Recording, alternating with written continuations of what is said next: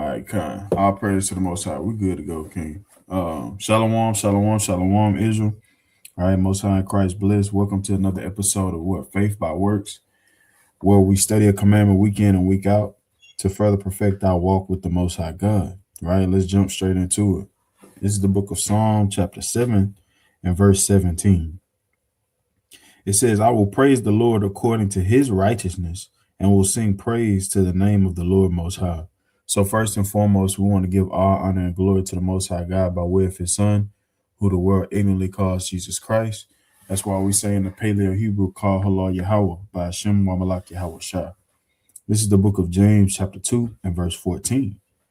What does it profit, my brethren, though a man say he have faith and have not works? Can faith save him? So can faith save you alone? Can, is it okay to just say, I love the Lord, I fear the Lord, and I have a relationship with him? Is this sufficient enough? Well, verse 18 says, ye a man say thou hast faith and I have works. Show me thy faith without thy works, and I will show thee my faith by my works. So your actions prove your love, your reverence, your fear, and how well off your relationship with the Most High God is. This is the book of 1 John chapter 3 and verse 18. My little children, let us not love in word, neither in tongue, but in deed and in truth. Right? So what is the deed and what is the truth of this week? It's rather different, actually. It's encouraging brothers and sisters to pray to the Most High God that he takes hold of your meditation. All praise unto the Most High God that we had a phenomenal milk class brought out by Brother Jonathan in SOZ, Florida, right? AKA Mighty Beard. It was a phenomenal class. And the title of the class that he brought out was Fighting the Flesh. Well, it inspired Faith by Works this week by praying that the Lord takes hold of our thoughts, because fighting the flesh involves, right, meditation of the Lord. And sometimes, brothers and sisters, your meditation and your thoughts can be hijacked by Satan. You understand? Sometimes Satan can come in between you and the Lord. You understand? We're challenged in that way. So what we have to do is we have to, of course, closely monitor, right, what it is we watch, what we listen to, what we read, so on and so forth, because this can affect our meditation and how we think and how we move. You understand? Our evil thoughts and Satan's meditation can come in between our brother, our sister, not only the Lord, but our mother, our father, right? So what we have to do is we have to make sure that we pray and ask the Most High God to take control. So the title of today's lesson is Take Hold of My Meditation. Take hold of my meditation, right? So some examples, right, on evil thoughts and Satan's meditation, right? Like I just said, resentment towards a brother or a sister, executing carnal vengeance on your oppressor. Me and Brother Casadio, we often, we hop on here, and have a little meeting and stuff like that to kind of, finalize our thoughts on the week and our meditation. And one of the things that we spoke on is, you could be riding to the plantation, or your job, your place of employment, right? And you could literally be so angry and so pissed off with your boss that you'll be thinking about executing vengeance in a carnal sense. And I say in a carnal sense because we understand when we're moving in the spirit that our thoughts involve us keeping the commandments and loving one another and standing on nation business. And that is our vengeance on our oppressor, because his wicked devices is trying to divide us. So we unify. That's our way of getting back at him. Another example of an evil thought is what? Concupiscence, right? Brothers undressing, women with their eyes, right? Strong desires that they are not to have. You understand? Lust. And then in the opposite sex as well, like women too, having an evil concupiscence, lust, being lustful, right?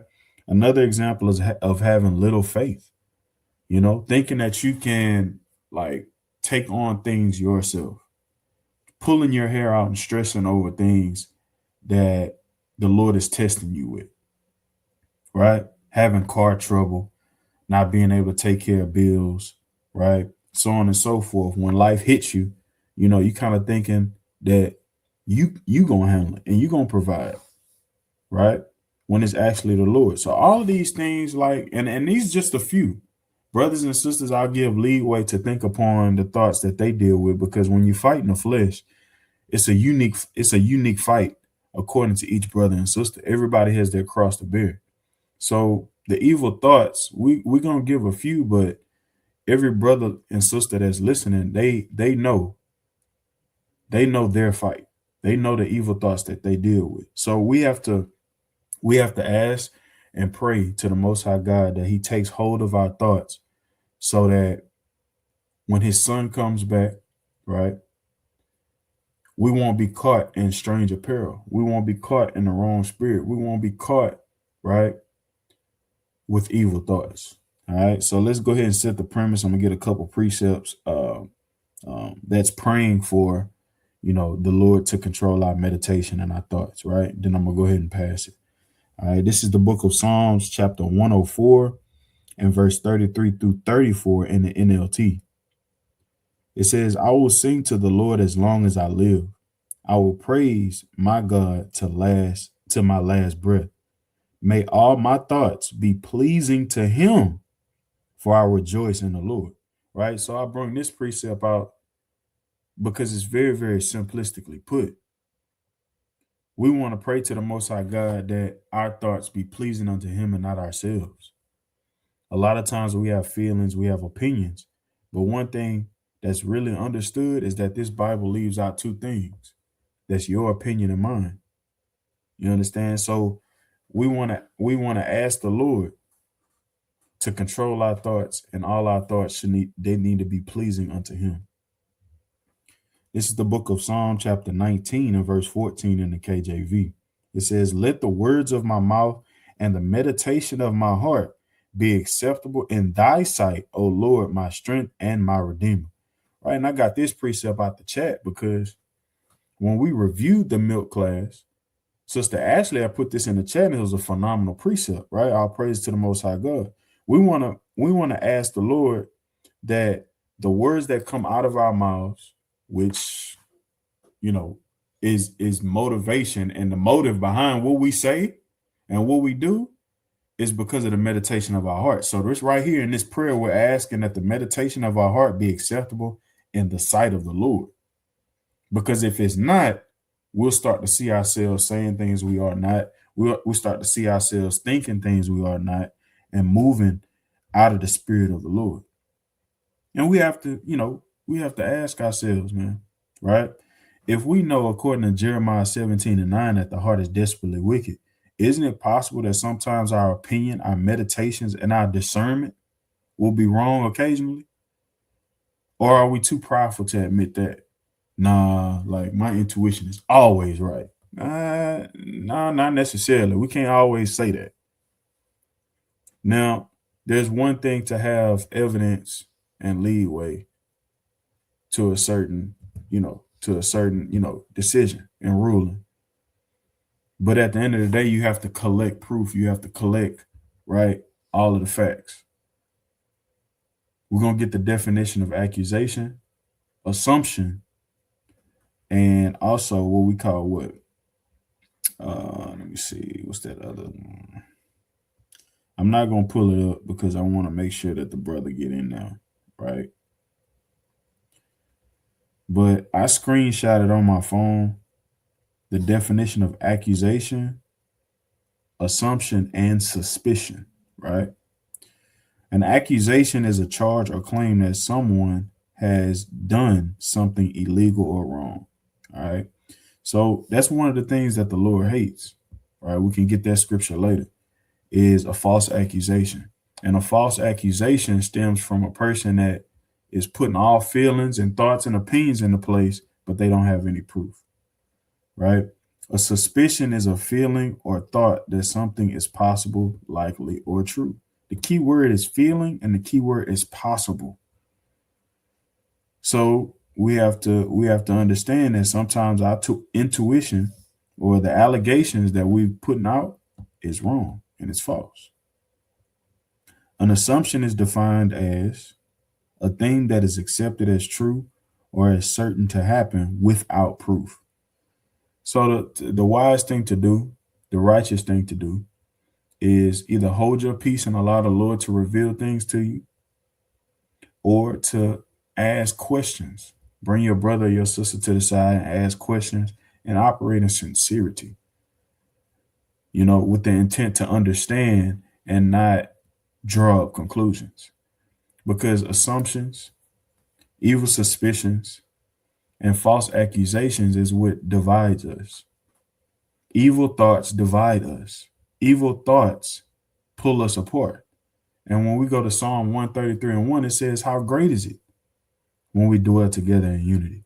So fighting the flesh and operating in love and unifying as a body of Israel, it involves asking the Lord to control our meditation, because Satan often hijacks it occasionally. You understand? So with that, I yield. King, you got it. Go on, King. That's a mighty, mighty opening, right?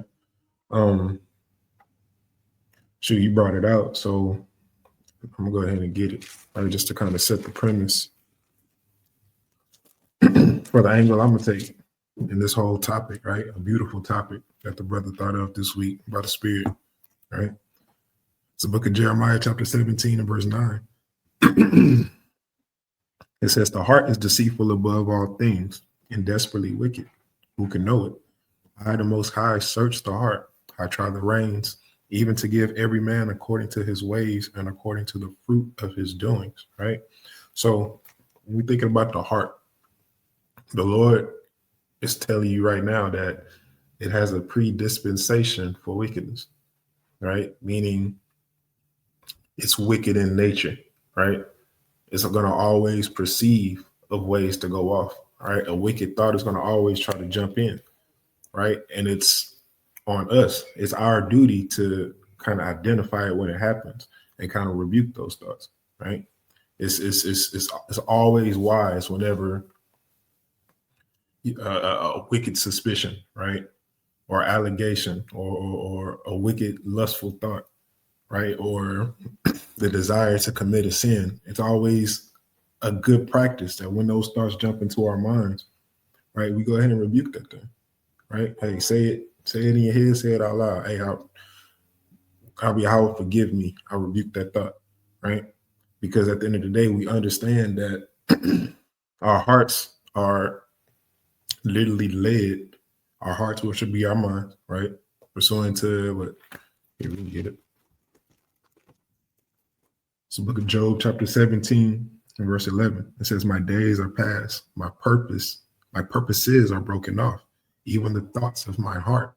So we understand that your heart, it's not talking about what's beating in your chest, but this thing in between your ears, right? It's your mind. And it's always a good thing to want to practice searching your own mind and making sure that it's brought into subjection of the will of the Most High, right? So as the brother brought out, what we want to continuously do is pray that the Most High brings our thoughts into captivity, right? And we have to believe on that thing. We have to have faith that he will do that, right? This is the book of Proverbs.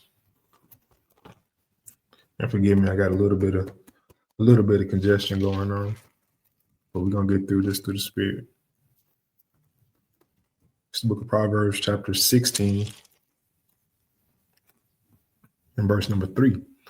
It says, commit thy works unto the Most High, and thy thoughts shall be established. Right? When it says commit thy works, what are the works that it's talking about? Well, we understand what Ecclesiastes 12 and 13, right? The opening precept that we bring out week in and week out in the book of James chapter 2, right? The works are committing yourself to keep the commandments of the Most High God, right? And he says he will establish the thoughts of your heart, right? In order to do that, we have to have the complete and utmost faith and belief that the Lord will do the things that he said he was going to do, right? We have to believe that at the end of the day, whenever we have these troubling thoughts, right? Well, if we've been committing ourselves to do what's right in the sight of the Most High God, right? He will not only tame them for us, but give us the ability to identify and rebuke those thoughts ourselves, like I was just bringing up, right? If our meditation is constantly on righteousness, then our walks are going to start bearing that fruit. We can prove it real quick, right? This is the book of Proverbs chapter 21. That's crazy. That's not what I wanted, but I'm going to get it anyway, right? Proverbs 21 and verse 21. Verse 20, right? There is a treasure to be desired and oil in the dwelling of the wise, but a foolish man spendeth it up. He that followeth after righteousness and mercy findeth life, righteousness, and honor, right? So when we commit ourselves to doing this work, right, we're following after righteousness, right? The Most High is going to send us that mercy. He's going to send us that peace of mind, right? Because you can be afflicted in your mind. That's what the scriptures teach, right? You can have so much worrisome troubles and anxiety that kind of bog you down, right? That makes you think that, hey, this turbulent water that we're in is going to kill us, right? But it all goes back to the faith that we must have, right? In the Most High, in the works of the Most High, right? Not having a fearful heart, right?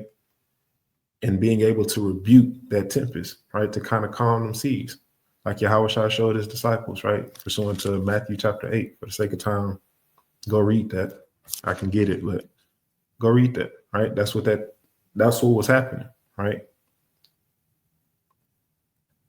But here's what I really wanted in Proverbs 21. This is verse 2. He says, every way of a man is right in his own eyes, but the Lord pondereth the hearts.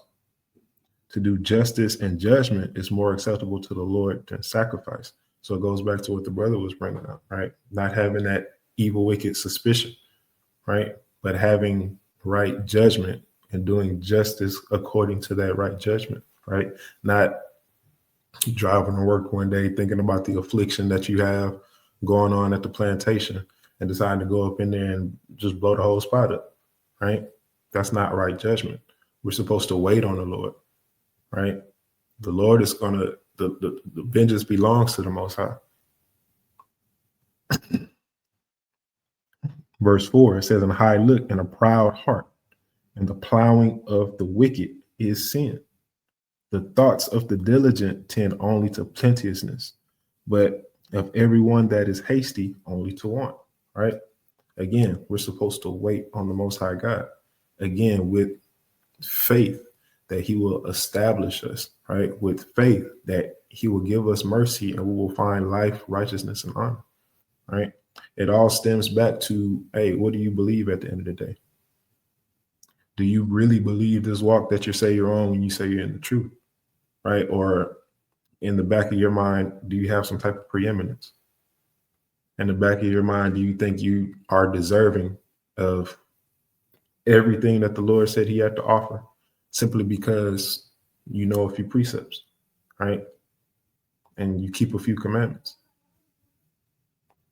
Where is your heart, right? Verse 1 says, a king's heart is in the hand of the Lord, right? Well, like the brother said, when we commit our works to the Most High, he will establish those hearts, right? So it all starts with your commitment, your belief, right? In the things that the Lord has said, right? And then in turn, believing that the Most High God will help you tame that wicked thing that's in between your ears, right? And I'm gonna yield right there. Kind, mighty points, King. You know, and the evil thoughts and the lack of faith, right? Right. Bad meditation, right? You know, kind of collectively put. You know, I think that I was just thinking this, you know, just now, you know, it stems from traumatic things that's happened in our past. A lot of evil thoughts and a lot of ways, a lot of ways that we operate. It stems from what we've been through, and it's not to blame the curses for how we are. No, that would be foolish, and that's not what I'm saying. But some of the things that we've gone through in life, it serves as motive to the way we operate. For an example, if a person is coming from poverty and stricken environments, you see that their faith is in themselves. I came from this and I got it out the mud. So now they thinking of themselves higher than they ought to think, like the brother was talking about. And they have little faith. When things go wrong, now they stressing and trying pulling their head out, pulling their hair out, right? And then you have the traumatic events people have gone through that serves as motive to where they have their back on the wall. They think somebody's always out to get them. They think that somebody's always trying to outsmart them, trying to play them, trying to embarrass them, so on and so forth. The examples: anxiety, social anxiety. Examples, you know what I'm saying? Not having trust issues, so on and so forth. The list goes on and on. So all of these issues that we have internally stems from traumatic events sometimes. You understand? Which cultivates those evil thoughts and the evil meditation, right? And some of those things are what? It involves, slander. It involves, people not loving thy neighbor as thyself, but more so moving in the crab in the bucket mentality. Let me go here real quick. Let me get this scripture real quick. Matthew chapter 22 and verse 37 through 39. It says, Yahushua said unto him, Thou shalt love the Lord thy God with all thy heart and with all thy soul and with all thy mind. So if you have the evil thought and the evil meditation of you handling everything by yourself and you being able to provide for you and your family and not the Lord, what that involves is you not loving the Lord with all your heart and with all your soul. And some part of your mind is occupied by yourself and your ability to provide. Reading on, it says, This is the first and great commandment. Here's the point. And the second is like unto it, Thou shalt love thy neighbor as thyself. Now, if you love your neighbor as you love yourself, you got to think with the selfless mind of, if I don't want nothing bad said about me, I'm not going to say anything negative about anybody else. So when you see that scripture at the end right there, we have to make sure that we're asking the Lord to control our mind and our tongue, right? Because there's two different type of people. You have those who have a loud mind and a quiet mouth, and then you have those that speak everything that comes to mind. You have more extroverted people, and then you have more introverted people. You have people who are more quiet, and then you have people that will say any and everything. Well, in this truth, and as followers of Yahweh B'Shem Yahushua, we have to ask the Lord to control our meditation, our thoughts, and our tongues, because Satan can hijack them. You understand? So we have to first love our neighbor as we love ourselves, and we have to love the Lord in order to always keep that faith. You understand? So let's go to Philippians chapter 2. I'm going to start at verse 3. It says, Let nothing be done through strife or vainglory, but in lowliness of mind, let each esteem other better than themselves. Look not every man on his own things, but every man also in the things of others. Let this mind be in you, which was also in Hamashiach Yahushua. Right? So part of that selflessness is lifting up your brother higher than yourself and making sure that your thoughts are not in vain, right? That you're not moving in a vanity spirit, but rather with a lowliness of mind. You understand? Not thinking on your own things and being selfish, but being selfless and thinking upon the things of others. Let this mind be in you. which was in Christ. Christ was, hey, we have to be Christ-like. You understand? He is our ultimate example. So evil thoughts involve us having a selfish spirit, right? Full of self and having vain thoughts. But a selfless and a Christ-like spirit is prioritizing others than ourselves. So that's meditation that we should take hold of, right? That's the mission that we all should be pursuing. All right. Ephesians chapter 4 and verse 29 says, "Let no corrupt communication proceed out of your mouth, but that which is good to the use of edifying, that it may minister grace unto the hearers." Showing compassion, showing love for your neighbor and your brother and your sister is understanding that if you don't have anything positive to say, don't say it at all. It also involves keeping in mind that there always are listeners and there's always a younger generation, right, taking in what you're saying, and then they think it's okay because my older big sister said it, and it's okay then, justified. That's my big sister. So we have to be an example, right, to the younger generation, and always understand that our tongue should be used to the use of edifying rather than slander. You understand? Lastly, right, the point that I wanted to leave with is no evidence, no case. Communication is key, right? We can't assume anything, but rather go to our brother and our sister because we're family.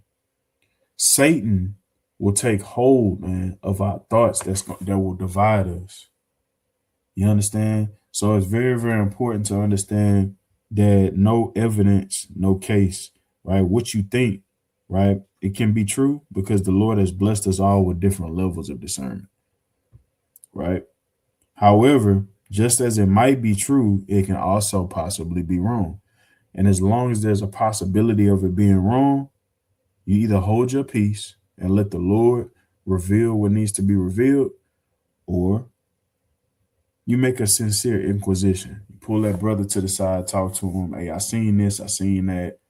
I could be having an evil suspicion. I could be making a false accusation. So I want to be careful. And I want to pull you to the side to understand what's going on. That's how people who love their neighbor as their self move. That's who people who love the Lord thy God with all their heart and with all their mind move.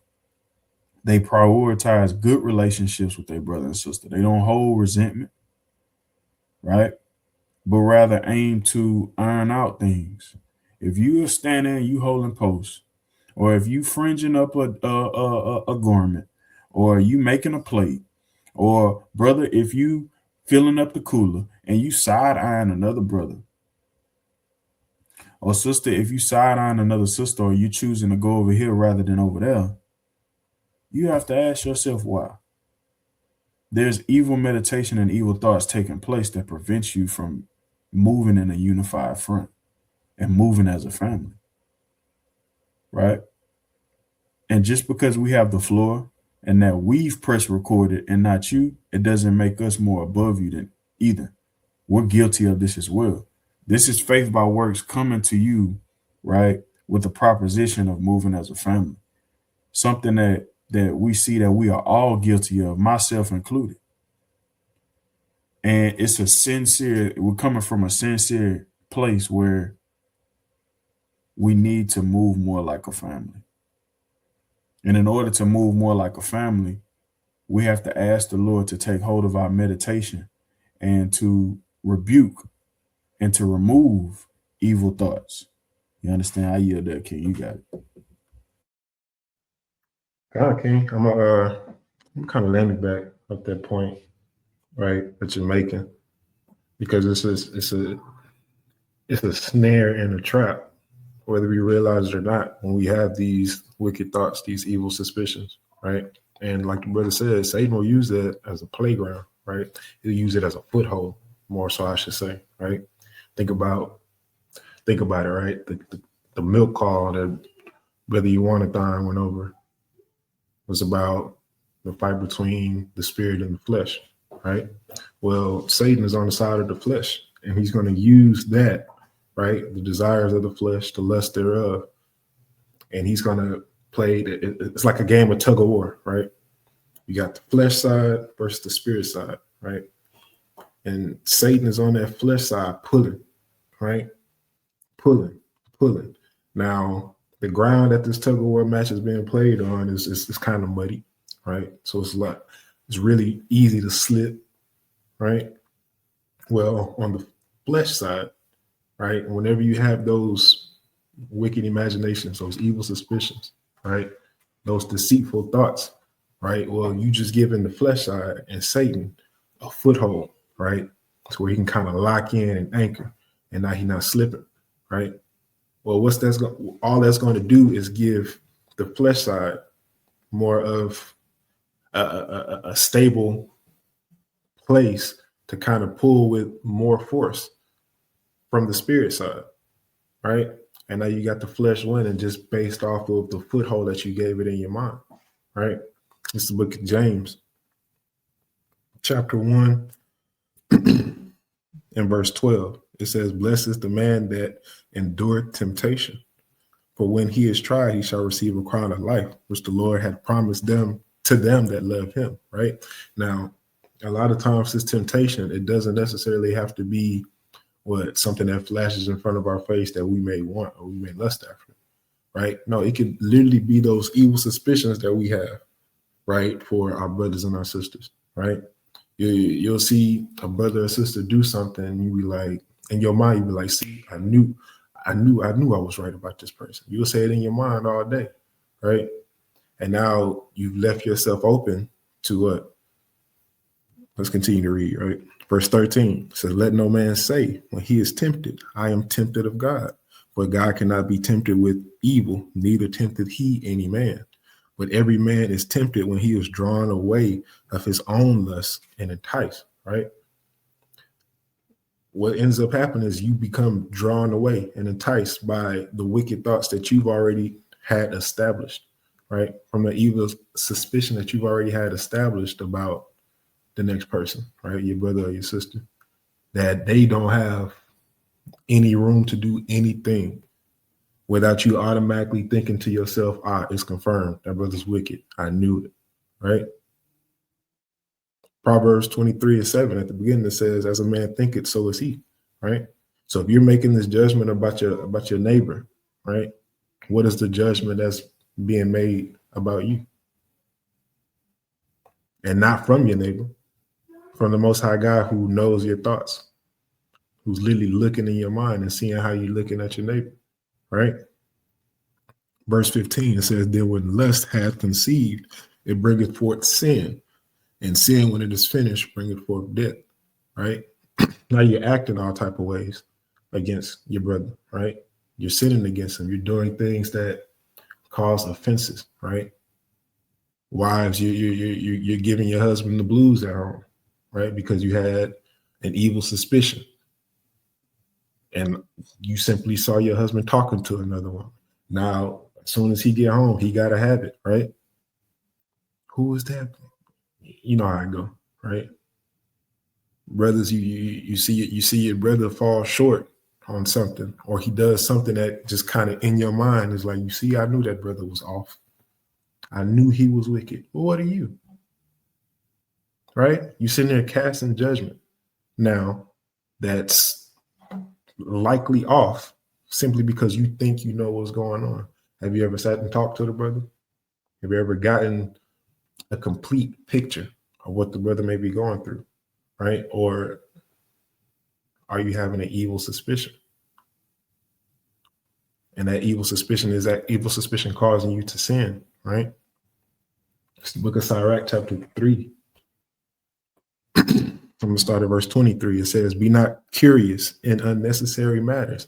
A lot of the times we just don't know how to mind our own business, truth be told, as a people.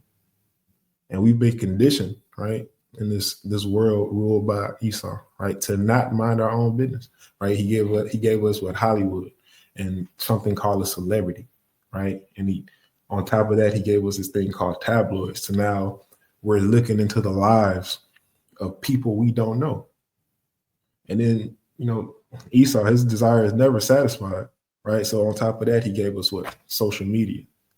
So now we're all up in everybody's business, just looking at pictures and formulating an entire image of what we think a person is, right?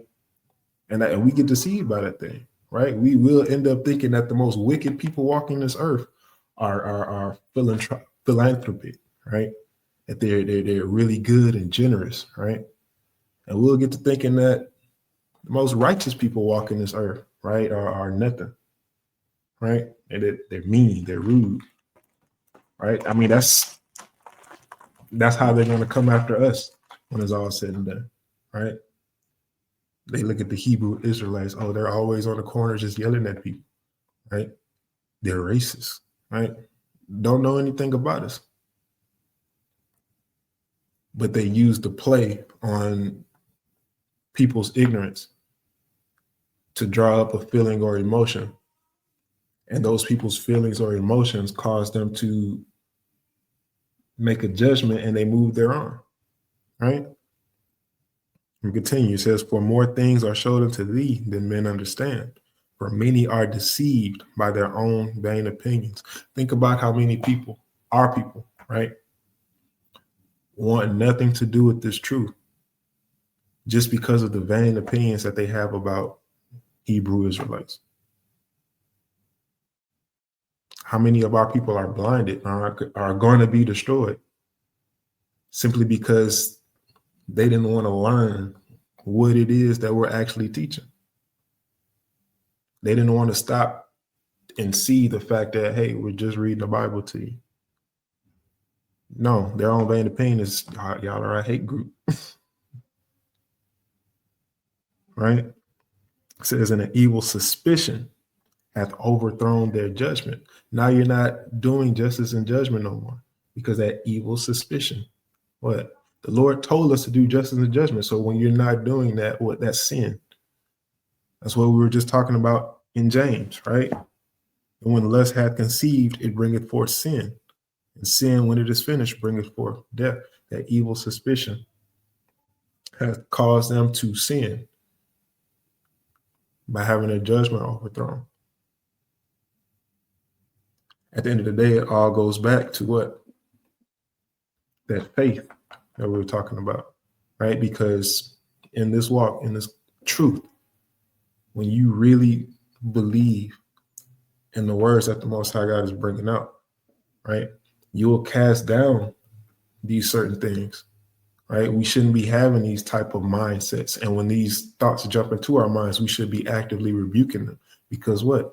We don't want to have our judgment overthrown because that's sin according to the Most High God, right?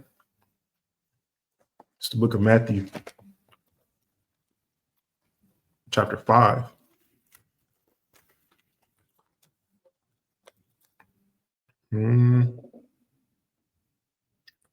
Start at verse 21. It says, ye have heard that it was said by them of old time that thou shalt not kill, and whosoever shall kill shall be in danger of the judgment.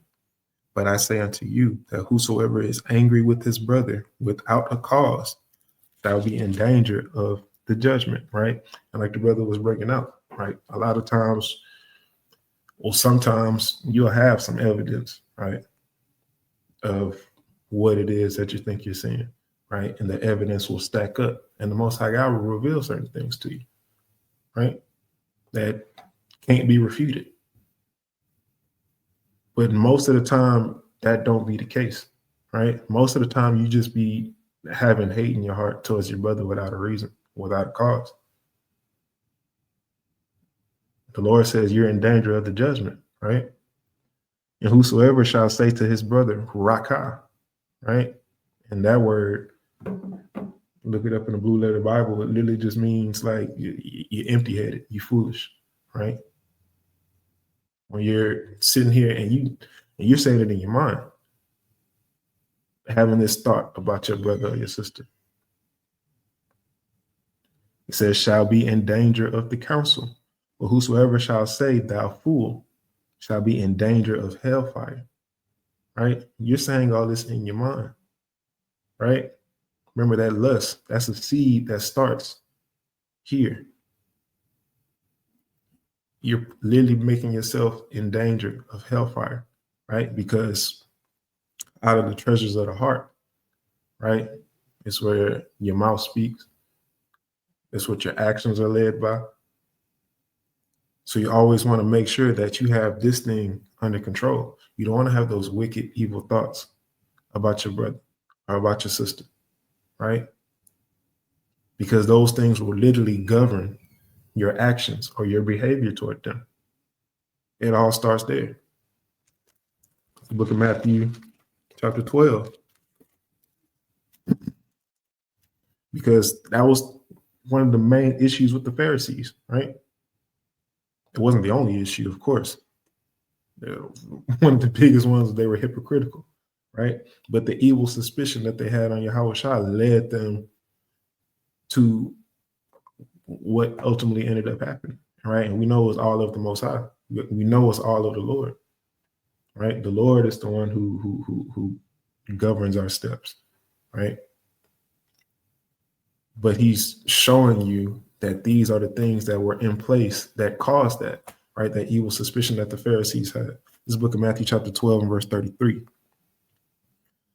It says, either make the tree good and his fruit good, or else make the tree corrupt and his fruit corrupt. For the tree is known by his fruit, right? And we understand that a good tree, right, that bear forth good fruit, that fruit is going to be taken and put into the storehouse, right? That storehouse is the kingdom, right? But a tree that brings forth evil fruit is only going to be hewn down and cast into the fire, right? Well, where do these fruits start off from, right? What is the seed that bears these fruits? Let's keep reading, verse 34. Or a generation of vipers, how can ye, being evil, speak good things? For out of the abundance of the heart, the mouth speaketh, right? So those seeds are those thoughts. And out of the abundance of those thoughts, either that good fruit is going to appear or that evil fruit is going to appear.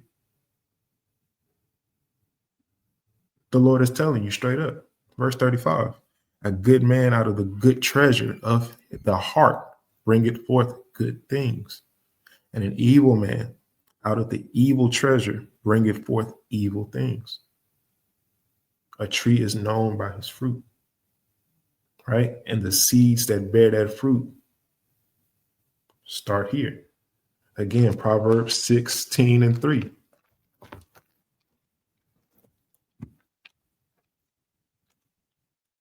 So I can.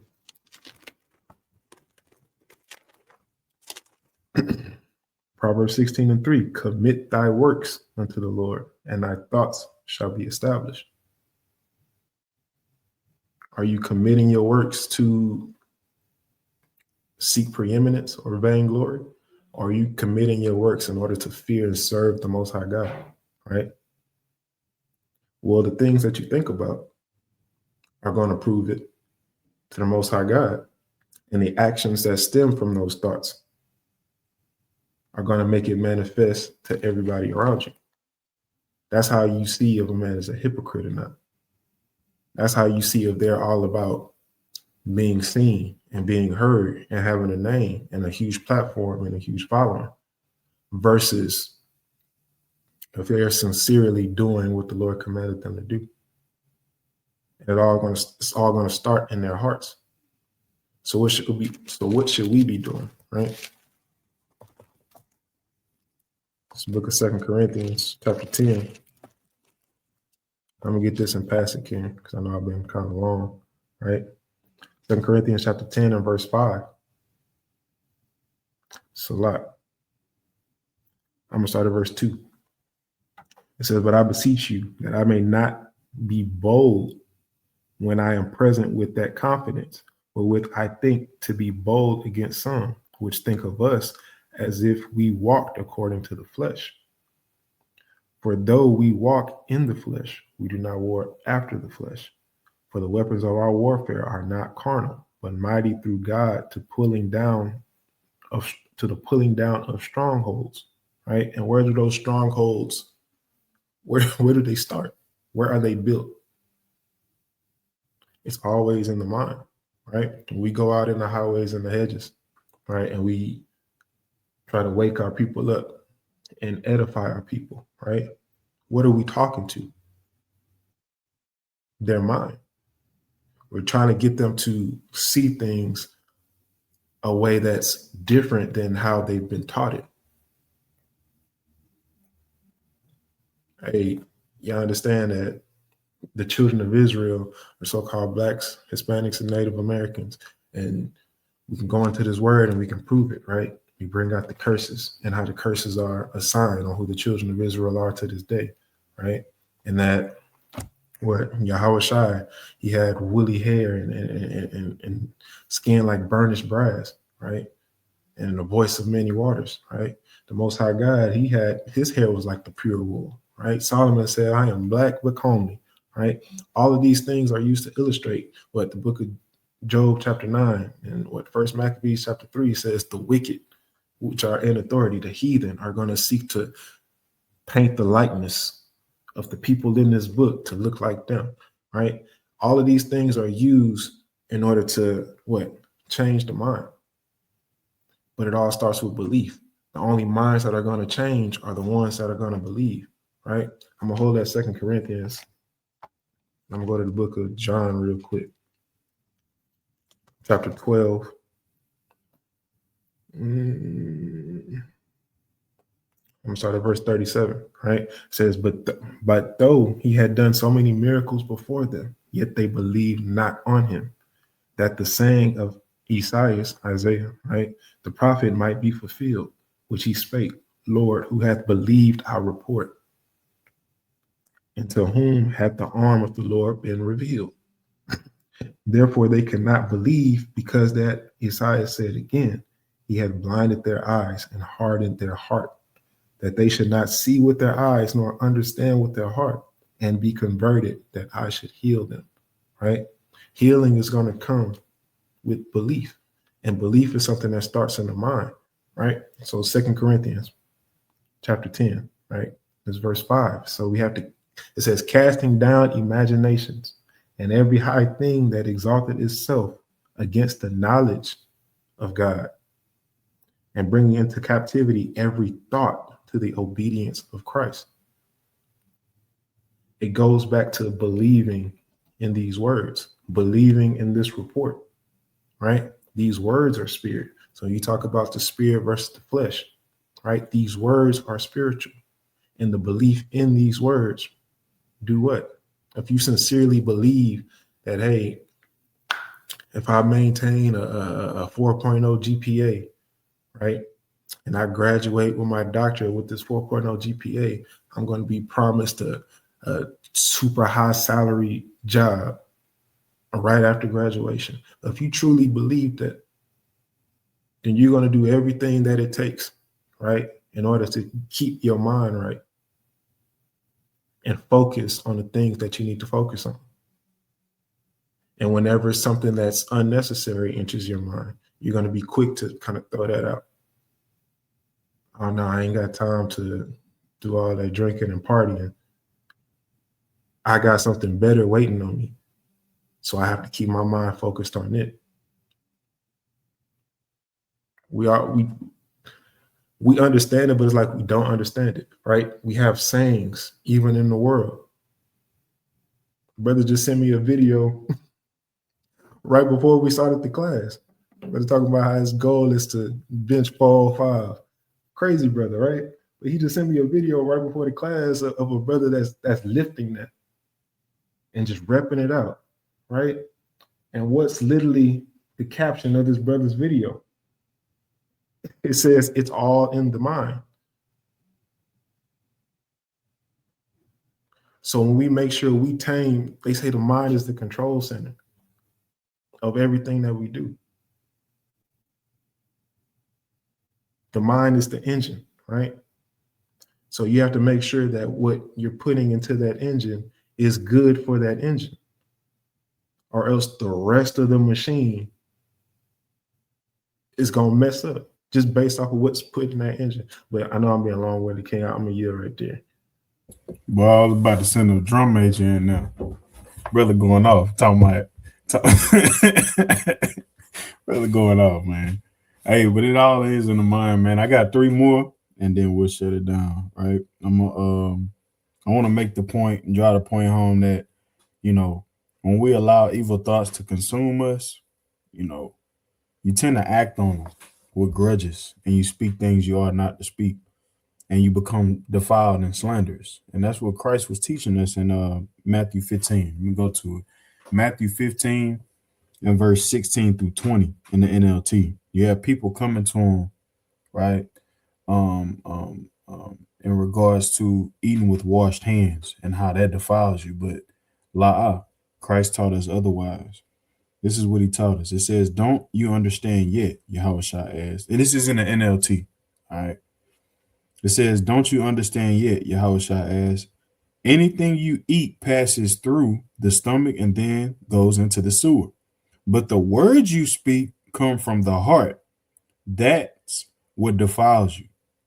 From the heart come evil thoughts, murder, adultery, all sexual immorality, theft, lying, and slander. These are what defile you. Eating with unwashed hands will never defile you." So you become defiled by allowing those evil thoughts that you have to consume you and to control your actions. This is why it's important that we ask and pray to the Most High God that he takes hold of our meditation, the things that we think, all right? The things that we meditate on. If the Lord is not in control of that, then it's hijacked by Satan. There's no gray area. There's no in between. All right? So when we ask the Lord to control our meditation, we don't become defiled. But we rather move forward in the spirit towards salvation rather than being defiled and moving towards what? Eternal damnation. We'll get a couple more. It's the book of Job, chapter 5 and verse 2 in the NLT. It says, "Surely resentment destroys the fool and jealousy kills the simple." Very simplistically put. When you have resentment, right, that's going to destroy you. It's going to destroy your spirit. It's going to defile you. Right? It's going to have you saying things that you ought not to say. Have you holding grudges and thinking things that you're not supposed to be thinking on. And it'll kill your spirit. And lastly, I'm going to go to Jeremiah 4 and verse 14 in the NLT. It says what? "O Jerusalem, cleanse your heart that you may be saved. How long will you harbor your evil thoughts?" Hey, just because you thinking something and you don't say it, man, the Lord is going to bring it out eventually. It's going to come through your actions. It's going to come out. So what we have to do is we have to ask the Most High God to control our thoughts and our meditation, man, that we may be saved, right? Because as long as we harbor these evil thoughts, it's like holding on to a parasite, man. It's going to continue to destroy you and to affect you in different ways, travel to different parts of your body and affecting it in different ways. So what we have to do, man, is we have to take that detox. We have to pray unto the Most High God. We have to pray. We have to fast and ask him to control our thoughts, man. So with that, hey, Lord willing, somebody was edified or will be edified in the coming days, right? Pray and ask the Most High God to control your thoughts, man, because it all starts there. When you fight in this flesh, you need to imagine 3 versions of yourself in the ring. You got the flesh in the red corner, and you got the spirit in the blue corner. And then there's you speculating the fight. That's you wanting to inherit the kingdom of the Most High God. And whoever wins the fight will determine if you're going to get that belt, that crown of glory from Yahushua, or, hey, you being part of that number, being casted into the lake of fire. Which one is it? So we have to constantly be working on our spirits and praying to the Most High God that he controls our meditation so that we can be built up and conditioned to enduring that fight, because the fight doesn't stop. It's the Lord that's in control of how many rounds we go. You understand? So, hey, Lord willing, somebody was edified or will be edified in the coming days. We love you, Israel, and we say shalom. Shalom.